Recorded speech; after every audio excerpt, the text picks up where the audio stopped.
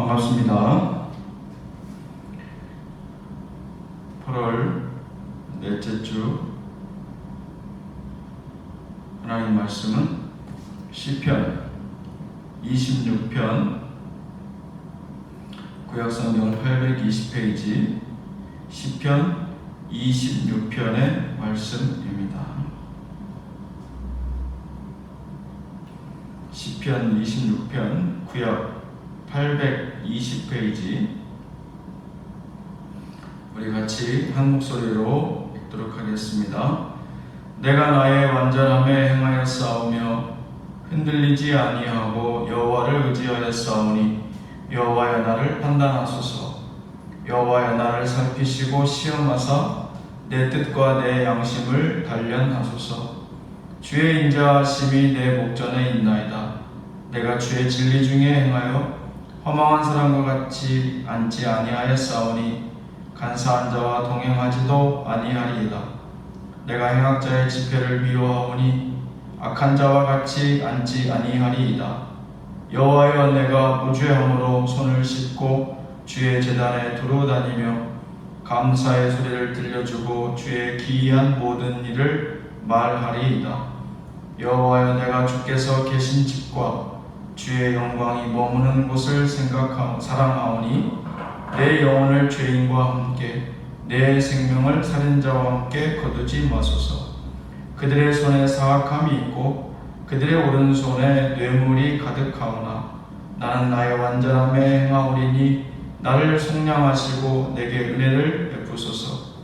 내 발이 평탄한 데에 섰사오니 무리 가운데에서 여호와를 송축하리이다.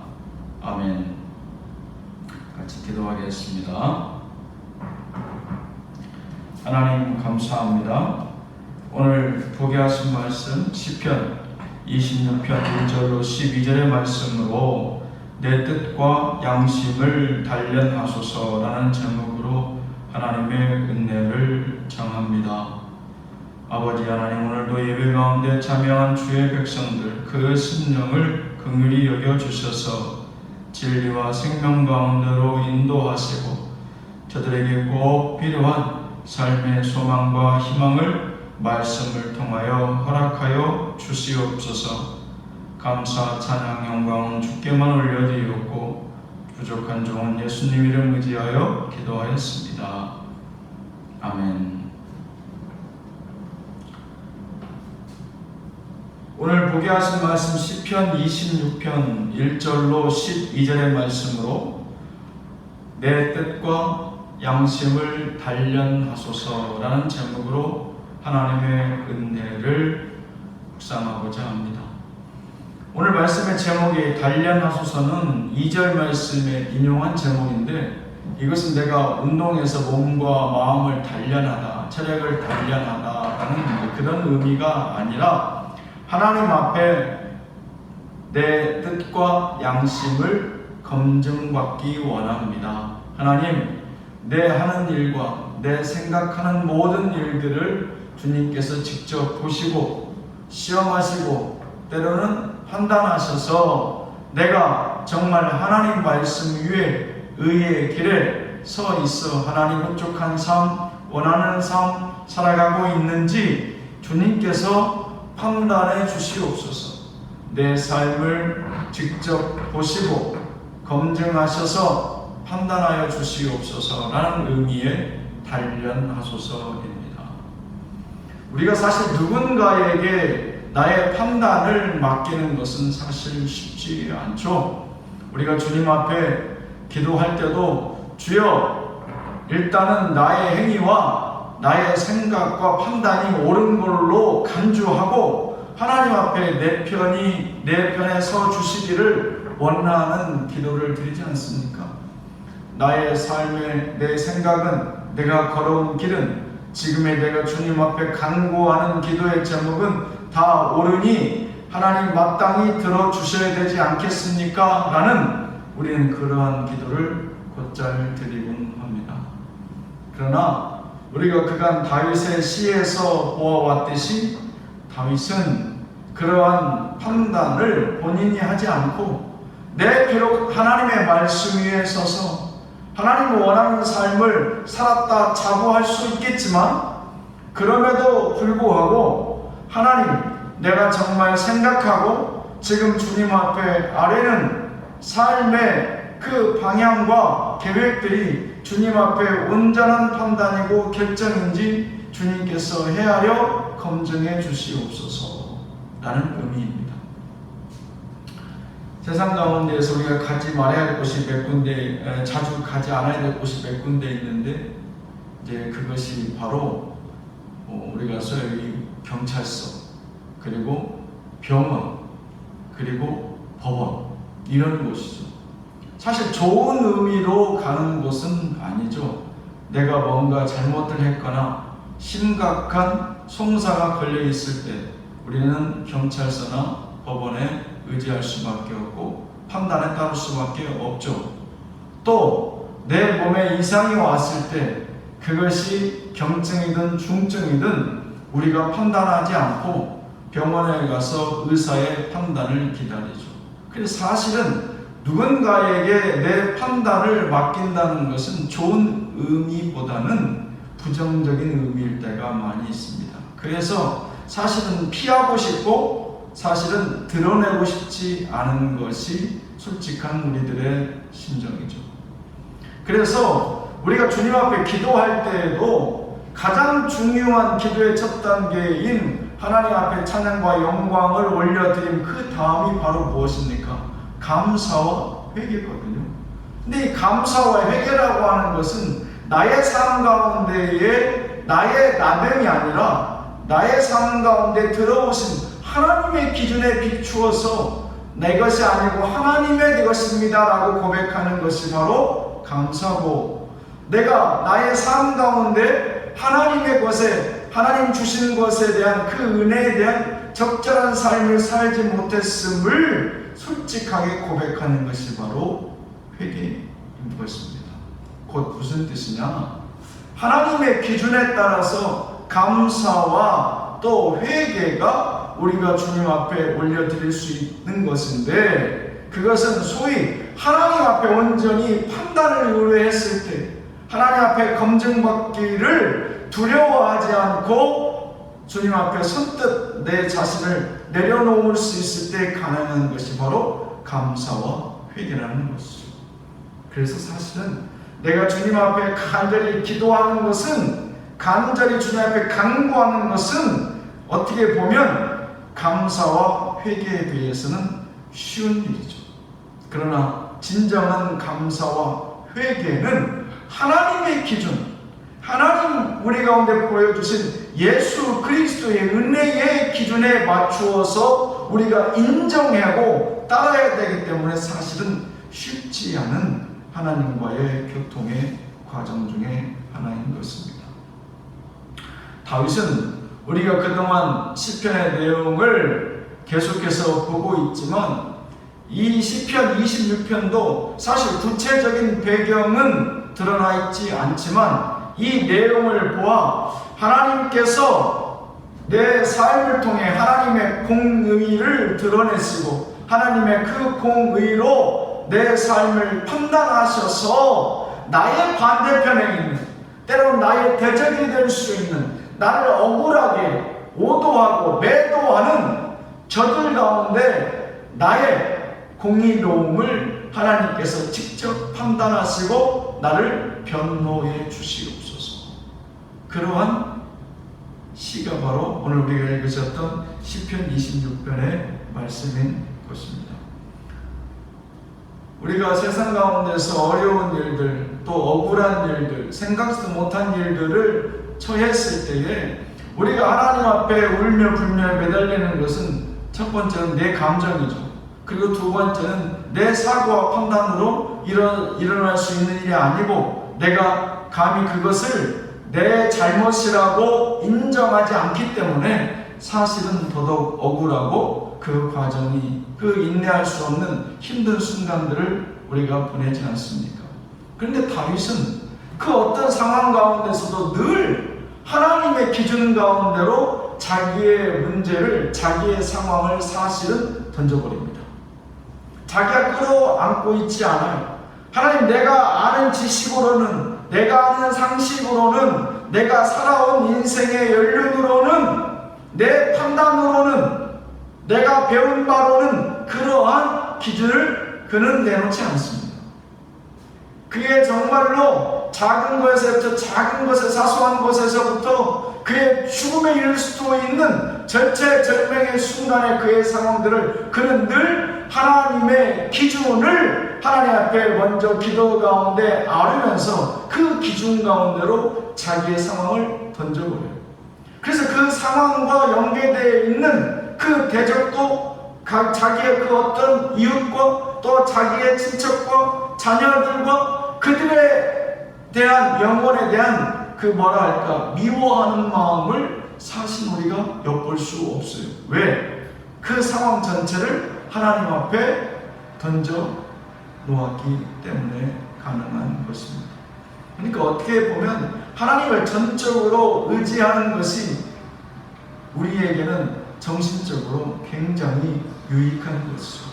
이 문제를 내가 해결할 수도 없고 내 스스로 그것을 삭힐 수도 없고 감당할 수도 없는데 끌어안고만 있는다고 해서 그것이 큰 의미를 갖지는 않죠.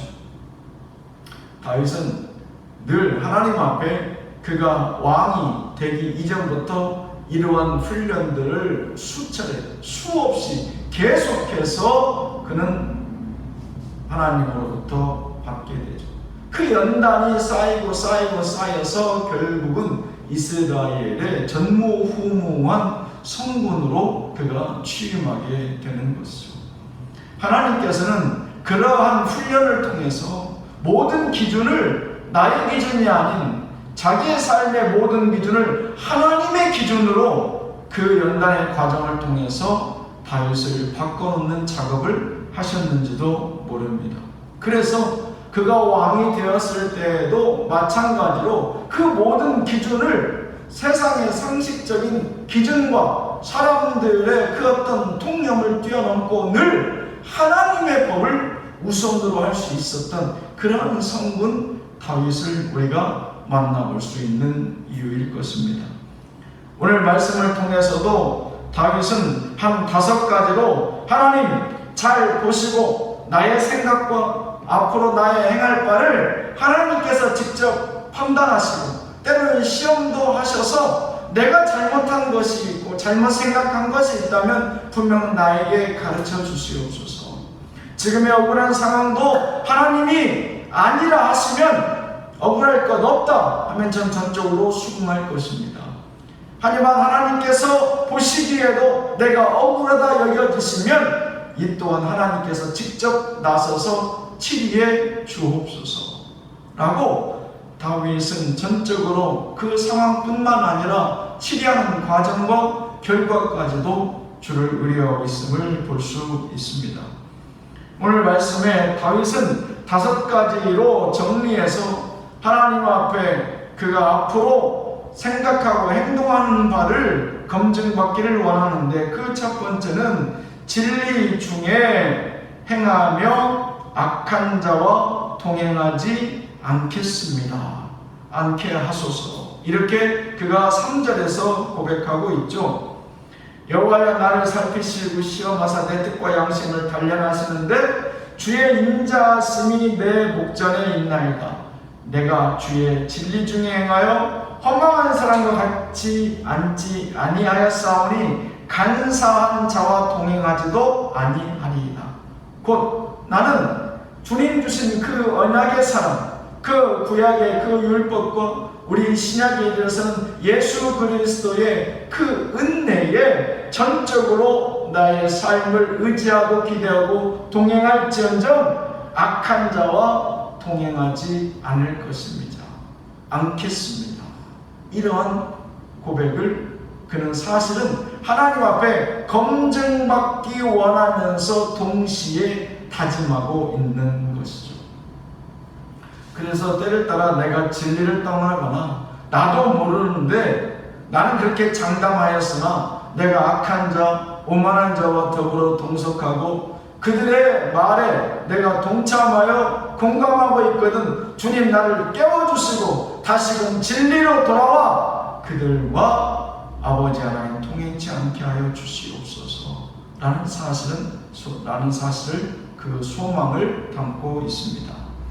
두 번째로는 우리 6절로부터 7절 말씀을 통해서 내 뜻과 양심을 단련하시는데 주의 제단에서 감사와 행하신 일들을 증거하게 하소서 이렇게 고백하고 있습니다. 곧 그 얘기는 내가 주의 제단에서 감사와 주의 행하신 기적과 같은 그 기사와 이적들을 내가 증거하겠습니다 라는 또한 다짐이 담긴 그러한 다윗의 고백인 것이죠.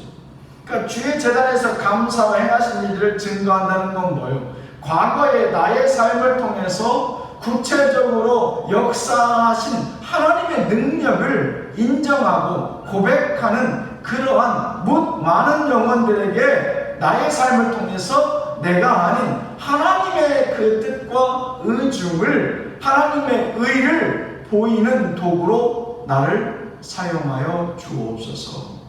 그러한 고백인 것이죠. 이제 간증 가운데에 간혹 우리가 실수하고 간구하는 부분이 있는데 어떤 부분에서 그러느냐? 간증은 마치 누군가 그 특정한 사람들의 노력과 수고 가운데에 그들의 어떠한 치적과 결과물을 더더욱 돋보이게 하는 그런 실수들을 가끔 보게 됩니다. 그런데 간증은 그들이 많은 하나님의 역사와 그 간증거리가 있지만 그의 인생을 통한 하나님의 역사하심을 드러내는 것이지 어떤 불특정한 소수의 노력과 노력을 드러내는 작업은 결코 아니다는 것을 우리가 늘 민감하게 주시할 수 있어야 됩니다. 곧 무슨 얘기냐? 간증할 때에 그 사람을 보지 말고 그 사람의 인생 가운데에 역사하신 하나님을 보고자 애쓰고 노력해야 된다. 어찌 하나님께서는 이 인생을 바꿔놓으셨고 어찌 하나님께서는 이 인생을 하나님 원하시는 방향으로 변화시키실 수 있었는가? 그 하나님의 능력과 이적을 우리가 볼 수 있어야 된다. 그렇게 말씀드리고 있습니다. 세 번째로 내 뜻과 양심을 검증하시고 단련하시는데 세 번째로 내 영혼이 죄와 구별된 하나님의 영광 가운데 머물게 하옵소서라고 8절 9절에서 그렇게 다윗은 소망하고 또 동시에 결단하고 다짐하고 있습니다. 여호와여, 내가 주께서 계신 집과 주의 영광이 머무는 곳을 사랑하오니 내 영혼을 죄인과 함께 내 생명을 살인자와 함께 거두지 마옵소서. 다윗의 시에서 빼놓을 수 없는 장소가 늘 거명되는데 그것은 바로 아시는 바와 같이 성전입니다. 다윗은 건물로도 성전에 대해서 늘 사모하는 마음이 가득하였고 또 그 건물된 성전 가운데 하나님의 인재하심은 당연히 있어야 될 것으로 그는 여겼던 인물이 바로 다윗이었습니다. 그래서 다윗이 그토록 성전 건축을 하나님 앞에 애원하며 매달렸던 이유가 여기 있죠. 왜? 그의 삶 가운데서 성전은 그는 감히 하나님을 떠나서 상상하거나 생각할 수 없는 부분이 바로 그의 인생의 성전이라는 의미였어요. 그는 힘들 때 주를 찾았고 그는 감사할 때 주를 찾았고 그는 사실은 모든 일 가운데에 성전에서 주님과 교통하였고 주님께 그 호흡을 올려드리기를 즐겨하였던 위인이 바로 다윗이었기 때문에 그렇습니다. 그러면서 그는 성전이 결단코 죄로 물려는 것을 간과하지 않겠습니다. 이런 얘기인 것이죠. 내 영혼이 죄와 구별된 하나님의 영광 가운데 머물게 하옵소서. 곧 그 얘기는 성전에서 그가 하나님의 임재하심과 그 충만하심에 늘 그 감격과 감동이 있을 수 있었던 것은 세상의 죄와 구별된 장소였기 때문이다. 그래서 앞으로도 계속해서 나는 그 성전이 거룩함으로 하나님의 그 신령함으로 그 은혜가 충만한 곳으로 나뿐만 아니라 뭇 백성들이 거기에 머물러 나와 같은 감격과 감동을 경험할 수 있도록 나는 노력할 것이다. 이런 고백인 것입니다. 우리의 삶 가운데에서도 우리가 성전을 사실은 예전의 성전과 지금의 성전의 개념은 사실은 그 무게가 조금은 다르죠.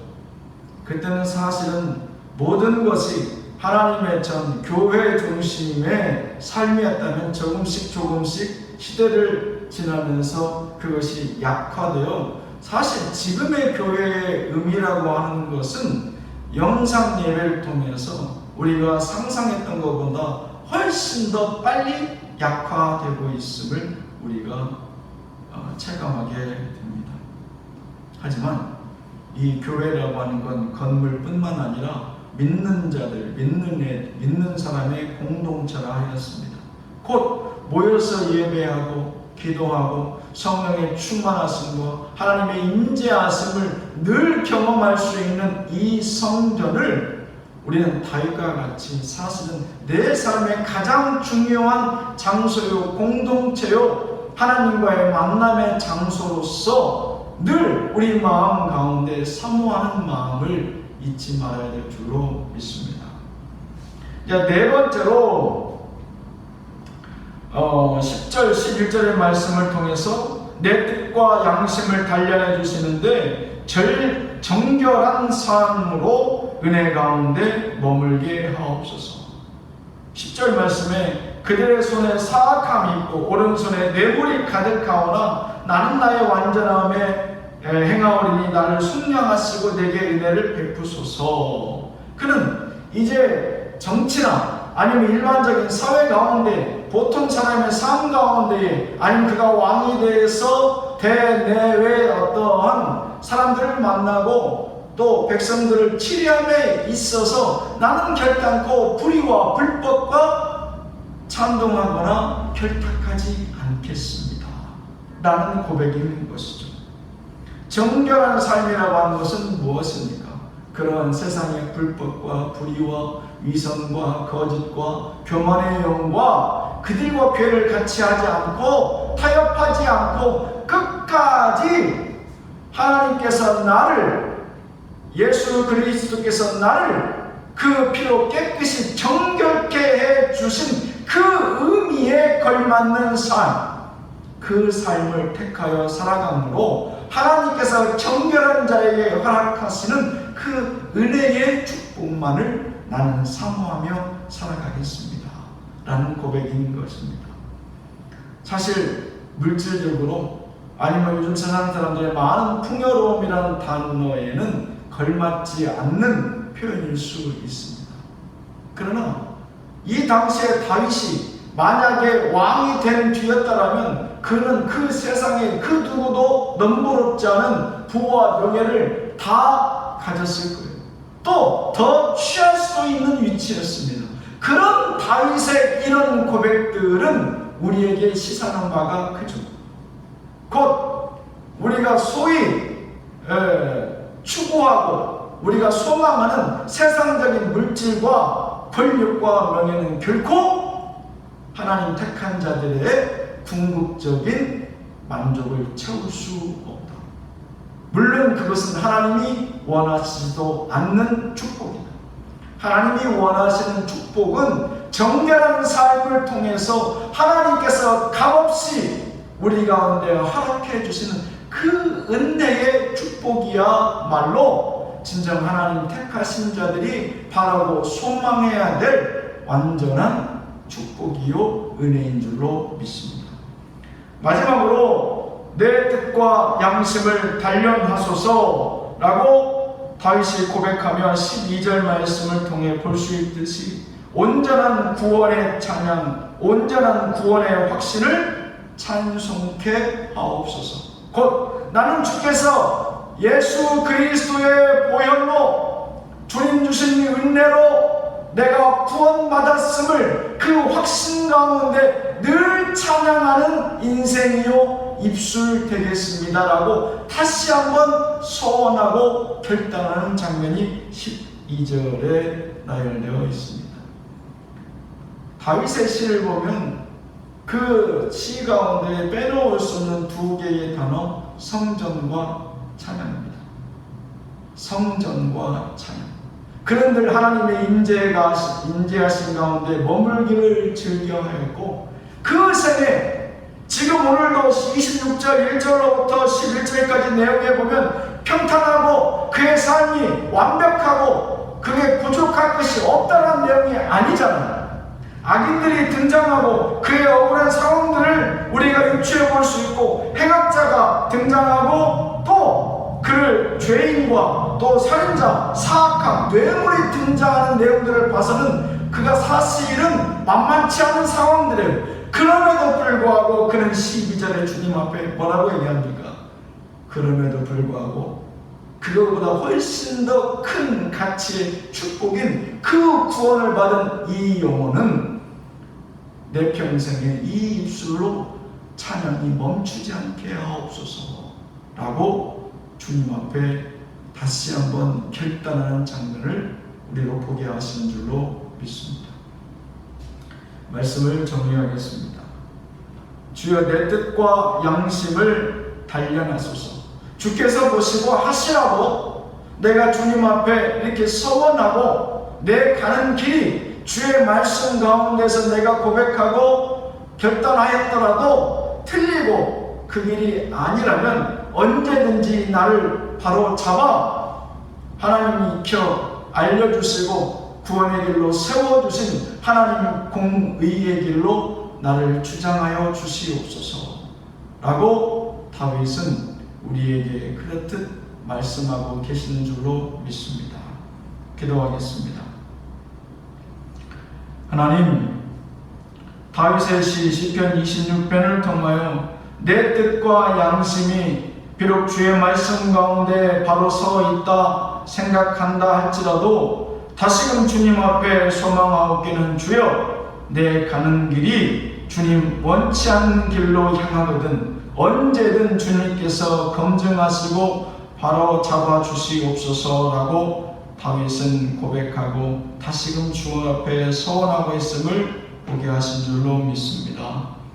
사랑하는 주의 백성들, 비록 종과 더불어 대면하여 예배하지는 못하지만 다시금 주의 말씀의 감동과 그 은혜를 통하여 다윗과 같이 우리 삶에 늘 말씀 중에 행한다 하여 스스로 교만하거나 오만치 아니하며 경건의 능력으로 바로잡아 하나님의 공의와 하나님의 정의 가운데 바로 서서 이 한 주간도 승리할 수 있는 믿음의 백성들이요 그 입술로 찬양이 멈춰서지 않는 은혜의 나날들로 인도하여 주시옵소서. 감사 찬양 영광 주께 올려드리옵고 예수님 이름으로 기도하였습니다. 아멘.